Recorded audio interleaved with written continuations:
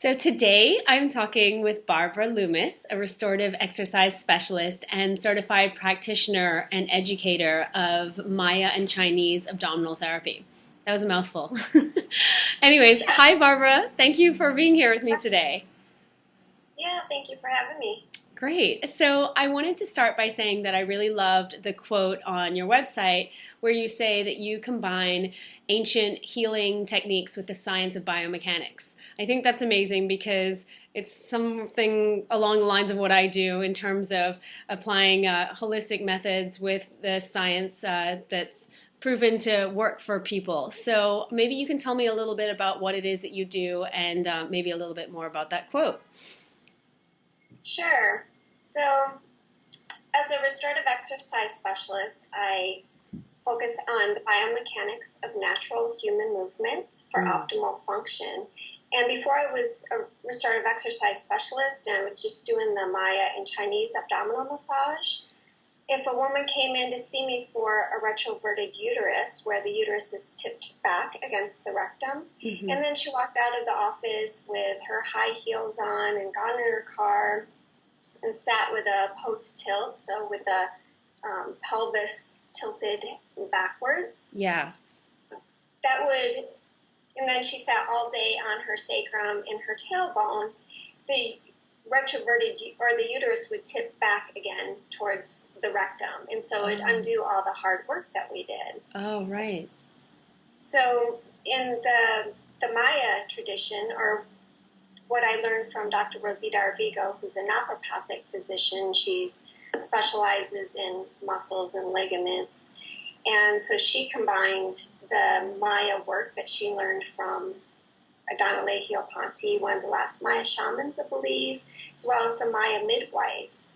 And there's certain techniques that they did that they didn't know exactly why they were doing them, and she would ask, for instance, Miss Hortense was a midwife in Belize who delivered babies since she was 13 years old. She didn't have past a grade school education, but she would press on this point, and Rosita would say, well, why do you press there? And she'd say, because it's good. Well, why is it good? Because it works. Well, why does it work? Because it's good. And Rosita it drove Rosita nuts, but she looked at an anatomy book. She's like, oh, that makes sense. She's pressing on the pudendal nerve. And so even within the Arvigo techniques of my abdominal therapy, it's a combination of those ancient healing traditions with science. Makes so much sense. That's so interesting. I've mentioned this to the ladies who follow me that I did a Maya abdominal session last year, and I found it to be quite life-changing. So maybe you can tell me a little bit more about how you do Maya abdominal massage and maybe what it does for women's health or for women's pelvic health. Sure. So the Maya massage is an external, non-invasive technique that we massage from the top of the pubic bone right here to the bottom of the rib cage. We also massage around the sacrum and the tailbone, and also the lumbar area, all the way into L3, because the suspensory ligament of the ovary attaches at L3 and contains blood and nerve supply. And so if you're congested in the low back, that can interfere with hemodynamics in the pelvis. Oh, wow. During a session, we would teach the client how to do her own self-care massage. And the self-care massage is great for men and women. In particular, it's great for women to reposition the uterus that may have shifted. Okay. Due to wearing high heels or pelvic alignment, modern life. For sitting for long periods of time? For sitting long periods of time too, is that something that can affect it? Definitely, especially if your pelvis isn't in neutral. Okay. And so when you say pelvis in neutral, what does that look like? Sure. So here's the pelvis. Perfect. Your ASIS. And so if you put your hands on your, what people call their hips, and that bony protuberance that sticks out in front. Right. just feeling That's that. your ASIS. It Okay. stands for anterior superior iliac spine. And then your pubic bone. This should be in vertical alignment. And oftentimes what happens is when we're standing or sitting, because we don't have the strength and we're not really designed to sit in chairs at a 90-degree angle all the time, this starts to happen. Right. When you slouch. Yeah. Yeah. Your pelvis rolls under. Right. And yeah, you start to sit on your sacrum. Oh, okay. So that then causes all kinds of issues related to our uteruses. Yeah, so the uterus, and you can see a little uterus in here. Little baby uterus. Yeah. And then here's the ovaries back here and fallopian tubes. And the uterus isn't just floating in there, it's attached to bony landmarks. There's uterosacral ligaments attached sometimes to the sacrum, sometimes to the piriformis, sometimes to the obturator fascia, and there's also ground ligaments in the front, cardinal ligaments that attach to the lateral side wall of the pelvis, and so it makes sense that if your pelvis isn't in position, that's going to change the intra-abdominal pressure. It may press the uterus against the rectum or in front against the bladder. Oh.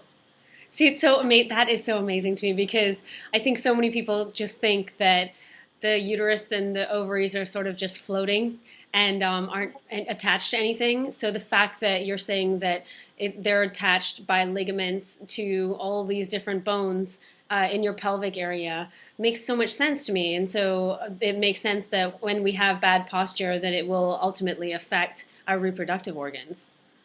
Mm-hmm. Yeah. The Maya massage works to restore blood, lymph, and nerve and energy flow in the pelvis so that your body can maintain homeostasis. Okay. And so your body knows what to do. We just have to get out of the way and remove the obstacles and let it naturally do what it knows what to do. Makes so much sense. I think we get in the way of our healing all the time. A lot of us do. Yeah, so that makes so much sense. Thanks for sharing that. I think that is really fascinating, and for so many people it would be really eye-opening because, again, I think people just aren't aware of the fact that our posture can affect our reproductive organs and how they function. So what kind of issues would a woman or might a woman experience if her uterus is out of place or her pelvic bones are out of place?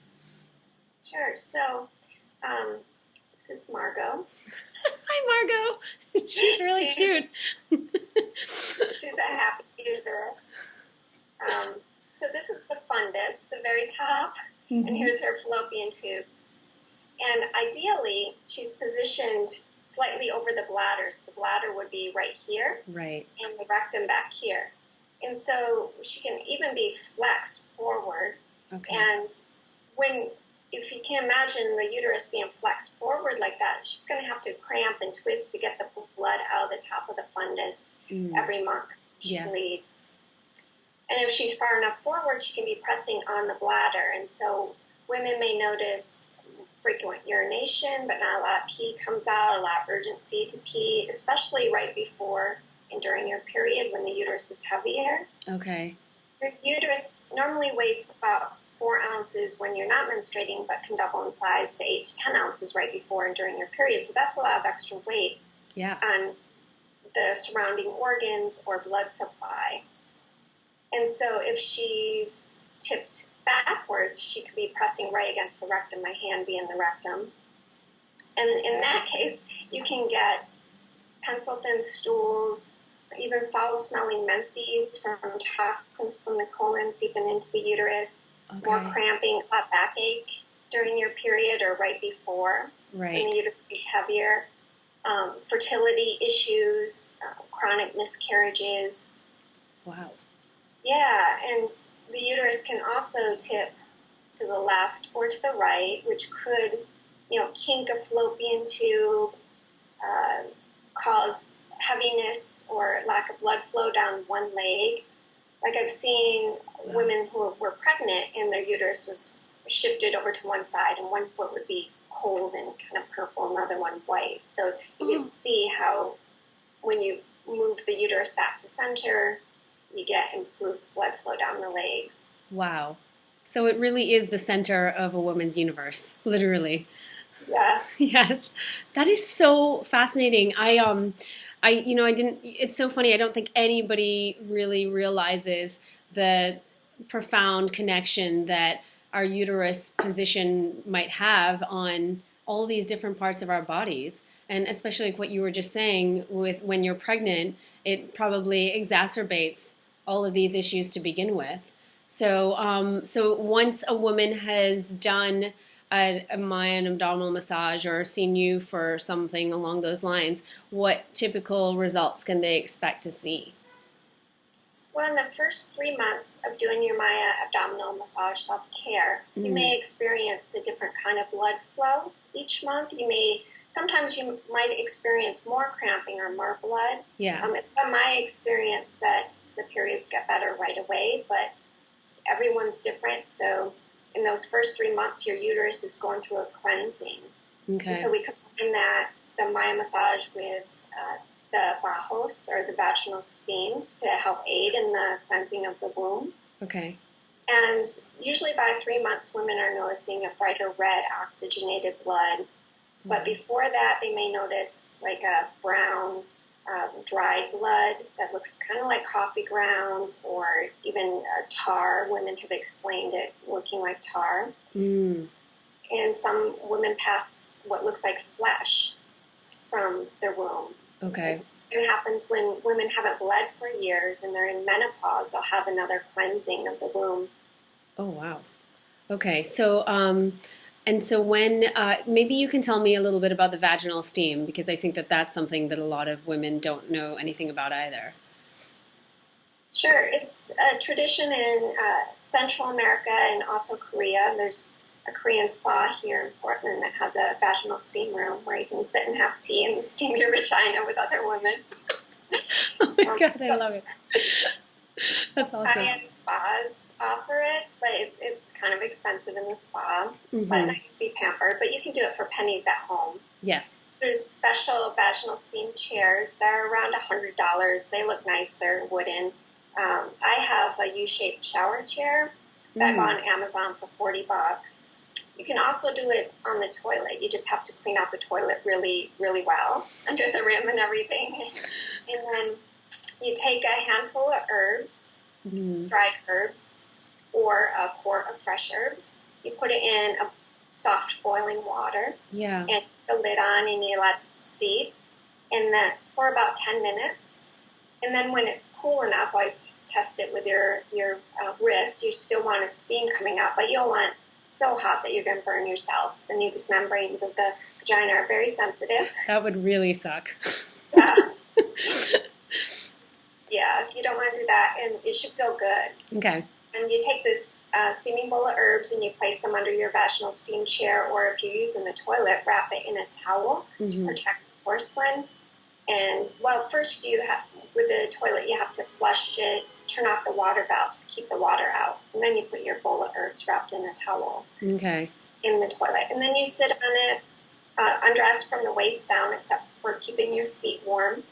So keep socks on. And then you take a towel or a blanket and you wrap it around your waist to keep the steam in. Yes. And you rest there for maybe 20 minutes. And you should feel your whole pelvis just fill up with this really comforting, warm warmth. And sometimes you'll feel it all the way into your heart, rise up all the way into your heart. And so it's a good time to do heart uterine meditation or read a book or, just relax. It sounds like a really pampering experience. I actually... I wanted you to share it because you're the expert, but I did it at home, and it was quite an interesting experience. I did the whole toilet thing, and it was really amazing. It was almost like a meditative experience. So I really, really liked it, and I think that when you can sort of wrap your head around the idea of it, especially if it's something that's new to you, I definitely think it's something that everyone should try just to see what it feels like. Yeah, and if you do it on the toilet, you might have to get up to pee in the shower, because once you stand in the toilet, automatically you have to pee. Yes, I don't know if that happened to you. Yeah, it totally happened to me, actually, now that I think about it. Yep, I had to get up. So that's I really love that the concept of the vaginal steam. I think that it must be a really great complement to the Maya abdominal massage. There was something I wanted to ask you as well. So many women come to me with complaints of menstrual cramps and digestive issues and things like that. Are any of the techniques that you do, are they geared towards that? I know Maya abdominal massage is, and it helped me tremendously with menstrual cramps. So is there anything else, or why does it do that?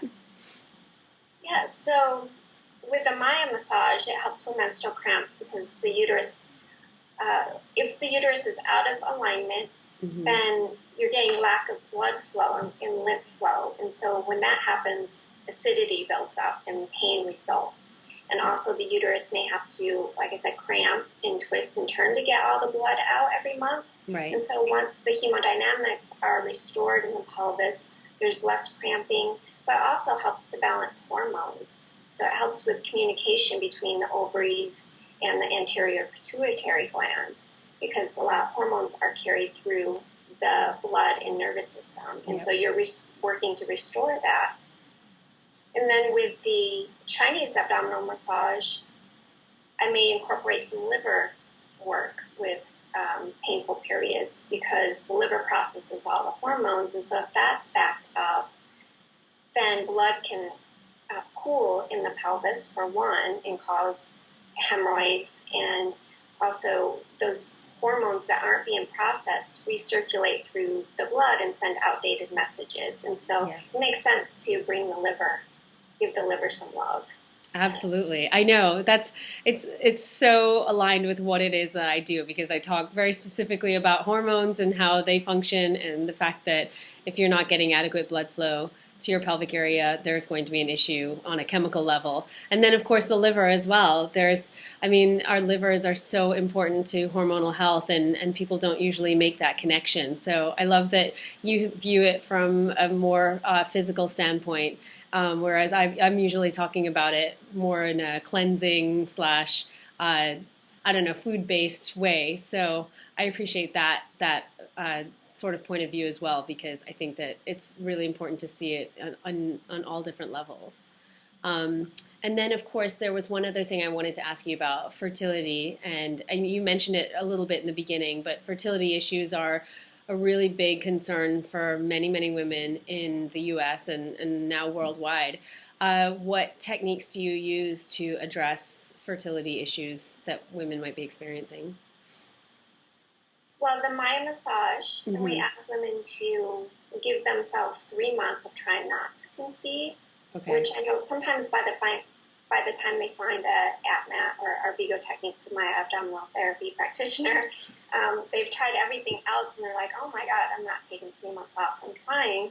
But we encourage you to try to do that, because of the cleansing and rebuilding process that's going on may take 3 months. And everything you do or don't do during those 3 months really has an effect on the health of your eggs. We also encourage the husband or the partner to come in and get Maya massage and do his self-care, because it also helps with the health of the sperm. Wow. And so, we're combining the Maya massage, and sometimes women are seeing an acupuncturist and already on herbs, and that it works really well in combination. You're seeing an acupuncturist. Otherwise, depending on what's specifically going on with you, you might recommend the female tonic, which is a rainforest remedy that women take 10 days prior to their period to help assist in the cleansing and the balancing of hormones. We ask that you do your vaginal steam once a month, in that week prior to your period. You can do it up to 3 times that week prior to your period. Also reduce stress, and which is a big one. Don't you love that term? Yeah. Yes. Everybody's so tired of hearing that. Yeah. Yep. Have fun. we also have a 1-month protocol if women just really don't want to take 3 months off. And then they would do their self-care massage right up until ovulation, and then not do the steams or the female tonic or their massage after ovulation, because you don't want to do it if you may be pregnant, Right. Or if you have an IUD or active infection. Okay. So Maya and abdominal massage is not recommended for anyone who might be pregnant or who has an IUD or an active infection? Right. You can do the Maya massage after 20 weeks, and so you can see an APMAT practitioner, and she'll show you how to do the Maya pregnancy massage from 20 weeks on, and you can do that even through labor. Oh, wow. Yeah. Oh, wow. Does it have an effect on labor in terms of duration, pain, complications, things like that? I would assume it does. Well, we haven't done any studies on it, but Right. my friend who's a naturopath and was working with pregnancy before she did the Maya massage, she said that on average, the labor duration went down from 18 hours to 4 hours when she did the Maya massage. And so she says she requires all of her patients to do the Maya massage just because it makes it easier for her during birth. Yeah. So, and it just varies because there's the spirit of the woman, fear can play a role, the spirit of the baby, Mm-hmm. The environment, what pressure she's on. Of course. So, Yeah, there are definitely a lot of factors. I was just curious, but it makes sense that it would have a positive effect on a labor, or on a woman's labor. Oh, sorry. Go ahead. there is a point that we call Miss Hortense's point, that if a woman stops dilating during her labor, then we press on the point, and it's also called the ready, set, go point that opens up the cervix. So it can aid in that way as well. Right, of course. I know there are so many traditional ways of handling labor that seem to have been forgotten in the modern day labor process. And so I really appreciate those. I think those are what are really fascinating, because we've been doing it for thousands and thousands of years, and it's been working. So, but anyways, I also wanted to mention that I really loved on your site you had an event called Align Thy Uteri, and I thought that was very cool. I love the use of words, and I think that you probably have a lot of events happening at some point or another. So maybe you can tell us what you do, what your services are, and how women can contact you. Sure.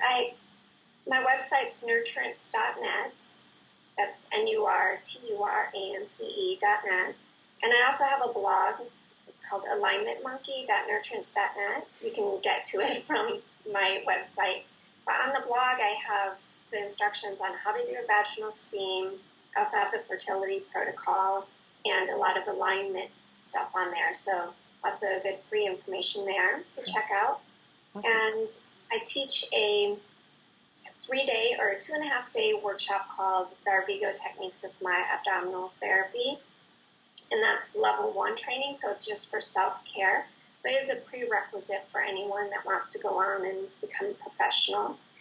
And I'm teaching that in Portland this month in April, and teaching in Washington and Sequim next month. And you can find where I'm teaching on the website. Perfect. Thank you so much. This was incredibly informative. I cannot wait to share this video with the women in my tribe. I think that they are all going to really appreciate it. I think there's something in here for everybody, whether they're trying to get pregnant or not, and or if they're struggling with some kind of other issue like cramps or digestive issues. So thank you again, Barbara. I really appreciate you sharing all of this information with me today. Yeah, thank you, Nicole. Thanks. Have a great day. Thanks. Bye. You too. Bye.